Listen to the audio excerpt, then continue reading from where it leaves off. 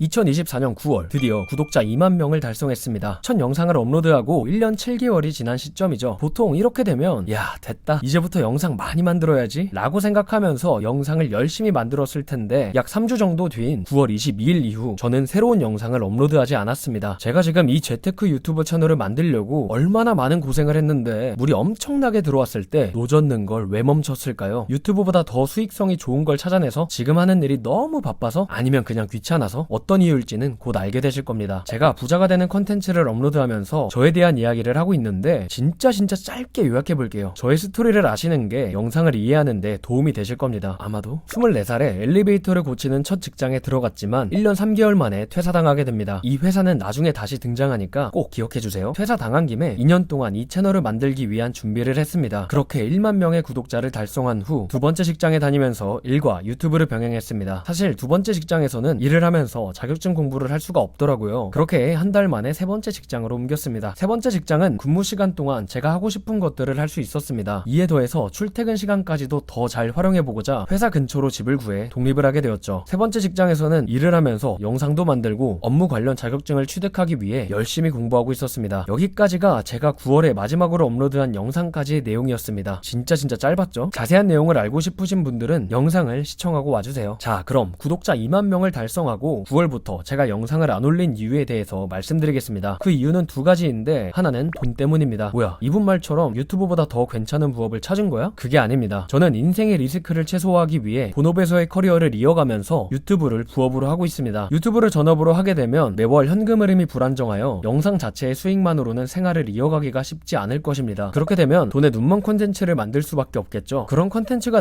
나쁘다기보다는 제가 하고 싶지가 않습니다. 그래서 본업에서의 커리어를 업그레이드하는 것에 조금 더 비중을 두고 있었습니다. 커리어를 업그레이드하면 몸값은 오를 거고 그렇게 되면 당연히 돈을 더 많이 벌 수 있으니까요. 저의 직무에서 커리어를 업그레이드하는 방법은 두 가지입니다. 하나는 현장에서 경험을 쌓으며 기술력을 높이는 것이고 또 하나는 자격증을 취득하는 것입니다. 현장 경험은 쌓고 있으니 자격증을 따야겠죠. 저는 한 살이라도 어릴 때 자격증을 취득해야 한다고 생각합니다. 결혼하고 아이도 낳고 하면 공부할 시간을 내기가 쉽지 않을 테니까요. 그래서 최대한 빨리 자격증 따야지 라고 생각하면서 지금까지 기사시험 한 회차에 2개의 시험을 보고 있었습니다. 물론 유튜브도 하면서 말이죠. 그러던 9월 10일에 유튜브 영상을 만드는 걸 중단했습니다. 그 이유는 자격증 시험에 떨어졌기 때문입니다. 간단하죠? 일을 하면서 유튜브 영상도 만들고 자격증 취득까지 다 할 수 있을 거라는 저의 엄청난 오만으로 인해 자격증 시험에서 떨어지자 유튜브 영상은 잠깐 멈추고 자격증 시험에 집중하기로 결심했습니다. 다행히 다음 시험에서는 자격증 시험에 합격을 했습니다. 그렇게 2달이 지나니 새해가 밝았더군요. 새해가 되고 한 해를 돌아보니 유튜브 채널을 더 성장시키지 못한 건 아쉬웠지만 돈도 잘 모았고 자격증도 잘 취득했다는 생각을 했습니다. 2025년에는 자격증을 몇 개만 더 취득하면 되니까 자격증을 빨리 따고 유튜브에 전념해야겠다고 다짐하며 새해 계획을 아주 야심차게 세우고 있었는데 좋은 이직 제안을 받아들임으로써 이 계획이 무너졌습니다. 엥? 좋은 이직 제안을 받아들였는데 왜 계획이 무너졌어? 에 대한 내용은 영상을 업로드하지 않고 있던 두 번째 이유에 대해서 말씀드리고 자세히 말씀드리겠습니다. 두 번째 이유는 바로 꿈 때문입니다. 저는 제 주변 사람들과 같이 부자가 되고 싶습니다. 바른 재테크를 통해서 말이죠. 그래서 월급 관리 엑셀을 만들었고 1년 전 영상에서는 제가 만든 엑셀을 여러분께 나눠드리고 사용 방법까지도 알려드렸습니다. 그 이후에 계속해서 기능들을 추가하려고 하는데 엑셀이 생각보다 불편하더라고요. 요즘엔 휴대폰으로 엑셀이 연동이 되기는 하지만 컴퓨터에 맞춰서 만든 거기 때문에 지출을 기록하거나 자산관리 기능을 사용하려면 항상 컴퓨터가 필요합니다. 상당히 불편하죠. 이용하기 불편하면 자산관리고 뭐고 장기적으로 이용하기가 쉽지 않을 거라고 생각했습니다. 그래서 사용하기 편하게 앱으로 만들어야겠다는 결론에 다다랐습니다. 물론 갑자기 이런 생각을 하게 된 것은 아닙니다. 맨 처음 미라클 머니 채널을 구상할 때에도 앱을 만들어야겠다고 생각을 했었습니다. 그래서 3년 전부터 틈틈이 코딩을 배우고 있었습니다. 코딩을 어느 정도 배우니 이제 슬슬 제가 원하는 기능들을 앱으로 구현할 수 있을 것 같았습니다. 조금만 더 배우면 된다는 생각에 잔뜩 신나 있었는데 이 역시 좋은 이직 제안을 받아들임으로써 실행시키지 못했습니다. 이제 좋은 이직 제안을 받아들였는데 오히려 계획이 망가진 이유에 대해 말씀드리겠습니다. 2024년이 가고 2025년 1월 중순에 제가 다녔던 첫 번째 직장이 망했다는 소식을 들었습니다. 네, 제가 1년 3개월 만에 퇴사당한 아까 그 첫 번째 직장입니다. 그때 당시 퇴사당한 이유도 회사가 어려웠기 때문이었습니다. 8명이 뿔뿔이 흩어졌을 정도였으니까요. 안타깝게도 그 회사는 망했지만 첫 번째 직장에 있던 주축 직원들이 새로운 회사를 차렸고 그분들이 같이 일을 하자고 제안하셨죠. 이직하는 타이밍도 좋고 조건도 생각보다 좋아서 제안을 받아들였습니다. 타이밍이 좋다고 생각한 이유는 2월에 1년 9개월 만에 여자친구가 한국에 잠깐 오기로 해서 지금 다니고 있는 세 번째 회사를 그만두면 한 달간 시간을 시간을 보낼 수 있었기 때문입니다. 여자친구가 다시 3월에 캐나다로 넘어가니 그때부터 일을 다시 하면 되니까요. 타이밍이 참 좋죠. 조건이 좋다고 생각한 이유는 이직을 하면 아예 현장직으로 가게 되는 거라 현장에서 기술력을 빠르게 업그레이드하면서 돈도 많이 벌 수 있었기 때문입니다. 여자친구가 한국으로 돌아올 날이 이제 2년도 남지 않았는데 결혼 자금을 더 많이 모을 수 있겠다고도 생각을 했죠. 또 저는 개인 시간이 중요하기에 일하면서 시간적인 여유가 있을까요? 라고 물어봤었습니다. 사장님께서는 어떤 사람은 낮에 일을 빨리 끝내고 퇴근 전에 와이프 가게 물건 옮기는 걸 도와주기도 한다. 그만큼 개인 시간은 꽤 많을 거다 라고 하셨습니다. 아, 그러면 일하는 시간 틈틈이 공부하고 출근 전에는 코딩, 퇴근 후에는 유튜브 영상을 만들면 되겠는데? 라고 생각을 했습니다. 타이밍도 좋고 기술도 빨리 배우고 돈도 많이 벌고 시간도 잘 쓸 수 있고 와, 이거 진짜 대박이다 라는 저의 생각은 정말 큰 오판이었습니다. 2월에 여자친구랑 시간을 보내는 것까지는 완벽했는데 네 번째 회사에 와서 일을 해보니 개인 시간은 없고 돈도 적었습니다. 창립한 지 1년도 안 된 회사였기에 사람이 적었습니다. 이제 시작한 회사다 보니 일이 없고 사람도 적은 건 당연합니다. 하지만 정말 신기하게도 사장님께서 지금까지 쌓아온 관계를 잘 이용하셔서 일이 상당히 많았습니다. 그러다 보니 퇴근 시간은 항상 늦어졌고 주말 이틀을 모두 쉴 수 있을 때는 한 달에 한 번 정도였습니다. 그러다 보니 출근 전에는 코딩을 배우고 퇴근 후에는 유튜브 영상을 만들고 일하는 틈틈이 자격증 공부를 해야겠다는 저의 계획은 실행할 수 없었죠. 하다못해 저의 개인 시간을 회사를 위해 다 쓰고 있으니 돈이라도 많이 벌어야 되는데 돈도 많이 벌지 못하고 있습니다. 세 번째 회사에서 265만 원을 받던 제가 네 번째 회사에서는 380만 원 정도 받았습니다. 야, 많이 올랐고 많이 받고 있네. 금액만 보면 맞는 말인데 월급이 많은 만큼 비용도 많습니다. 현장직은 차가 필요합니다. 보통 회사 차를 사용하기도 하지만 이 회사는 개인 자차가 필요했습니다. 그래서 월급 외에 40만 원을 별도로 지급했죠. 380만 원은 이 40만 원도 포함된 금액입니다. 저는 차를 일할 때만 쓸 예정이었어서 2014년식 모닝을 중고로 샀습니다. 차를 사려고 모은 돈은 없었기 때문에 100만 원 정도만 내고 나머지는 할부로 결제를 했습니다. 그래서 차 할부 금액으로 월 15만 원 정도 나가고 있습니다. 거기에 차 보험료도 월 15만 원 정도 내고 있죠. 그리고 기름값은 한 달에 적으면 20만 원, 많으면 30만 원도 넘게 나오더라고요. 그럼 차 유지비만 적게 잡아도 50만 원 정도 나옵니다. 식비도 거의 2배 이상 늘었습니다. 이전 회사가 집이랑 가까워서 점심 저녁을 집에서 해결했었는데 지금은 점심 저녁 모두 밖에서 사 먹어야 합니다. 집에서 밥을 먹을 때는 식비 예산을 한 달에 30만 원으로 잡았었는데 지금은 60만 원으로 잡고 지출하고 있습니다. 그렇게 비용이 30만 원이 더 추가됩니다. 이렇게 되면 전 직장과 비교했을 때 실질적으로 인상된 월급은 40만 원 정도가 됩니다. 야, 40만 원 더 받는 거네. 그럼 됐네. 너가 저번 영상에서 말한 5년 안에 20만 원 더 버는 것보다 더 많이 버는 거잖아. 네,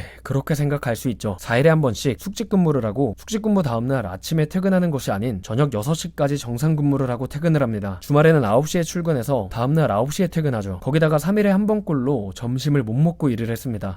나 고생 많이 했어요. 힘들어요. 라고 말하고 싶은 게 아니고 이런 고생을 하면서 고작 40만 원만 더 받는다는 게 수지타산이 안 맞는다는 거죠. 거기다가 회사 출퇴근 시간이 왕복 2시간이 걸리니 교통비는 물론 시간도 더 들고 있습니다.